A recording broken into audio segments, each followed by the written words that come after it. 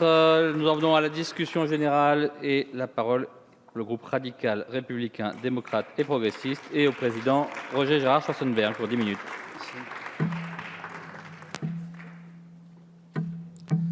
Monsieur le Président, Madame la Ministre, Madame la rapporteure Dominique Orliac, Madame la Présidente de la Commission, il importe de mieux garantir et de renforcer les droits des femmes dans le domaine du travail et de l'emploi. C'est pourquoi notre groupe a déposé cette proposition de loi. Ce texte s'inscrit dans un contexte marqué par deux événements récents, avant-hier la Journée internationale des droits des femmes et hier les manifestations liées au projet de réforme du droit du travail. La journée du 8 mars a souligné une nouvelle fois la nécessité d'agir pour les droits des femmes, notamment dans leur vie professionnelle, en appliquant activement et parfois en améliorant le Code du travail. L'objectif fondamental, c'est évidemment d'empêcher toute mesure discriminatoire, c'est d'assurer l'égalité de traitement entre les deux sexes. Dans ce but, l'article 1132.1 du Code du travail est relatif au principe de non-discrimination et l'article 1142.1 décline concrètement ce principe.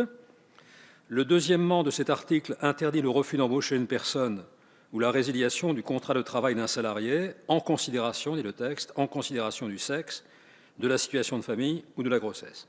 Par ailleurs, le Code du travail comporte, comme le rappelait la rapporteure, au titre 2 de sa première partie, un chapitre 5, maternité, paternité, adoption, éducation des enfants, dont la section première s'intitule « Protection de la grossesse et de la maternité » et concerne notamment le congé de maternité. L'idée de ce congé apparaît dans la loi de 1892 sur la protection des enfants et des femmes dans les établissements industriels, puis la loi Engerand, citée tout à l'heure, de novembre 1919, dispose la suspension du travail de la femme pendant 8 semaines consécutives dans la période qui précède et suit l'accouchement ne peut être une cause de rupture par l'employeur du contrat de louage de service, et ce, à peine de dommages et intérêts. Initialement, en 1909, le congé de maternité n'est pas rémunéré, puis une loi de 1913 l'assortit d'une indemnité compensatoire d'un montant modeste, très modeste.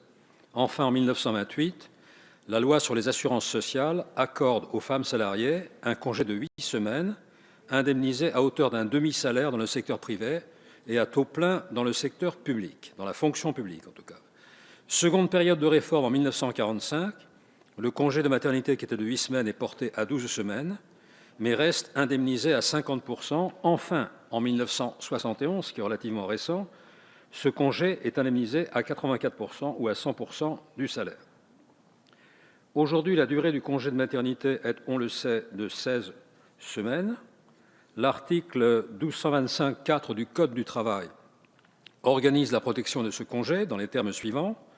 Aucun employeur ne peut rompre le contrat de travail d'une salariée lorsqu'elle est en état de grossesse et pendant l'intégralité des périodes de suspension du contrat de travail auquel elle a droit au titre du congé de maternité, ainsi que pendant les 4 semaines suivant l'expiration de ces périodes. Il y a là une protection très utile, accordée par le Code du travail aux femmes salariées pendant leur grossesse, leur congé de maternité et pendant les 4 semaines qui suivent la fin de ce congé. Cette protection est nécessaire pour qu'à l'issue de son congé de maternité, la salariée ne subisse pas de discrimination ou de rupture de sa situation professionnelle à l'initiative de l'employeur. Il faut donc accompagner son retour à l'emploi. Toutefois, comme le soulignait la rapporteure, cette durée de 4 semaines paraît trop brève, vu la situation de vulnérabilité de la salariée à un moment où elle doit faire face simultanément à la reprise de son travail et à l'arrivée d'un enfant au foyer. Cette situation nouvelle, souvent difficile, peut la fragiliser vis-à-vis de son employeur et l'exposer à un risque de précarité. D'où cette proposition de loi qui porte à 10 semaines, au lieu de 4 semaines aujourd'hui, la durée de cette période de protection qui suit le retour au travail. Ainsi, le maintien dans l'emploi après une maternité sera mieux assuré et cela facilitera également, bien sûr, un meilleur équilibre entre vie professionnelle et vie personnelle. Cette protection accrue des droits de la salariée, cette interdiction de licenciement, pour appeler les choses par leur nom, interdiction de licenciement, contrastera très heureusement avec les dispositions et le discours de plus en plus répandus dans les organismes patronaux, mais aussi ailleurs, discours paradoxal selon lequel, pour réduire le chômage, pour développer l'emploi, il faudrait faciliter le licenciement. Ce discours prétendument moderniste apparaît en fait particulièrement daté, voire archaïque. Déjà en 1986, il y a 30 ans, le président du CNPF, du Conseil national du patronat français, M. Yvon Gattaz, réclamait l'abrogation de l'autorisation préalable de licenciement, procédure, il est vrai, assez rigide, en assurant que cette abrogation encouragerait les entreprises à recruter davantage, et il fixait le niveau de manière très précise à 400 000 emplois qui seraient prétendument créés par cette abrogation de licenciement. Le président de la République de l'époque, socialiste déjà, vraiment socialiste, François Mitterrand, refuse de signer l'ordonnance procédant à cette abrogation. Si la secrétaire d'État pouvait m'écouter, cela me serait agréable, d'autant que nous n'avons pas le même sentiment sur le projet de loi dont elle a parlé. Donc c'est l'occasion d'avoir ce dialogue. Donc François Mitterrand refuse de signer cette ordonnance abrogeant l'autorisation de licenciement. Elle est finalement votée sous forme de loi à l'initiative du gouvernement de cohabitation de l'époque, dirigé par Jacques Chirac. On connaît les résultats, pas d'emplois supplémentaires, mais un risque de précarité sensiblement accru. 30 ans après, 11 000 jours après, l'organisation patronale, qui ne renouvelle guère sa pensée, et elle n'est peut-être pas la seule, réclame l'assouplissement des conditions de licenciement avec une certaine énergie qui rencontre un certain écho, qu'il s'agisse du licenciement économique ou du plafonnement des indemnités prud'homales pour licenciement abusif. 3 décennies plus tard, donc, M. Pierre Gattaz, fils du précédent, comme on dit au dictionnaire, assure que le fait de pouvoir licencier plus facilement engagera plutôt les entreprises à embaucher davantage. Une fois encore, la réalité risque d'être bien différente.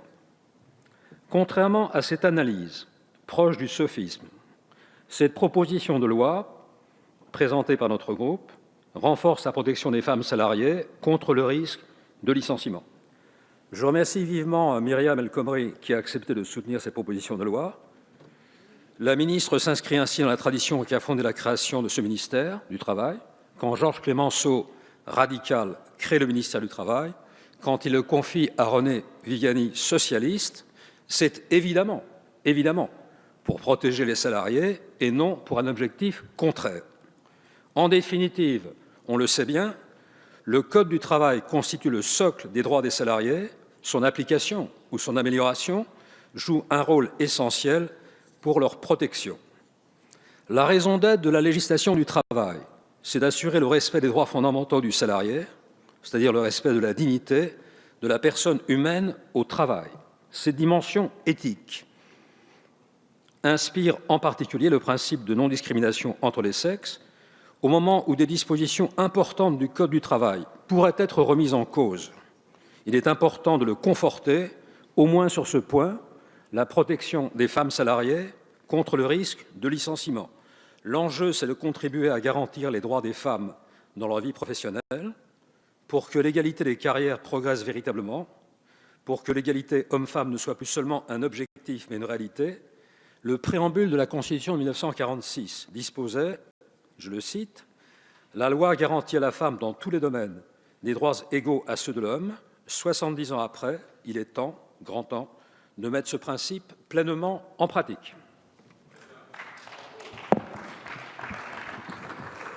Merci, Monsieur le Président Schwarzenberg.